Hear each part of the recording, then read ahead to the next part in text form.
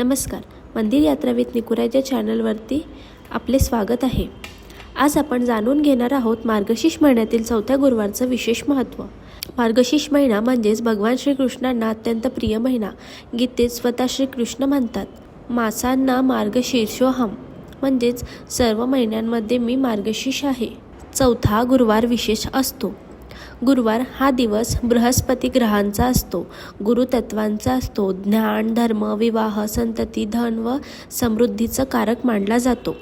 मार्गशीर्षातील चौथा गुरुवारची परिपूर्ण कृपा मिळवून देणारा आहे. नशिबाचे बंद दरवाजे उघडणारा आहे. जीवनातील अडथळे दूर करणारा मानला जातो. आजच्या दिवशी काय करावे?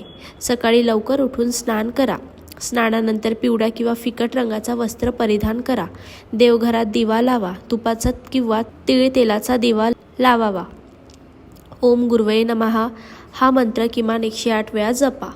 विष्णू व गुरूंची पूजा करा. भगवान विष्णू, दत्तगुरू किंवा बृहस्पती देवतांचं स्मरण करा. पिवळ्या वस्तूंचे दान करा, जसं हरभरा डाळ, पिवळ्या तांदूळ, हळद, केळी किंवा पिवळे कपडे दान करू शकता. गुरुवार व्रत कथा ऐका किंवा वाचा. आज कथा ऐकल्याने घरातील नकारात्मकता नष्ट होते. आज काय टाळावे? कोणाचाही अपमान करू नका. खोटं बोलणं टाळा. केस कापणं, दाढी करणं शक्यतो टाळा.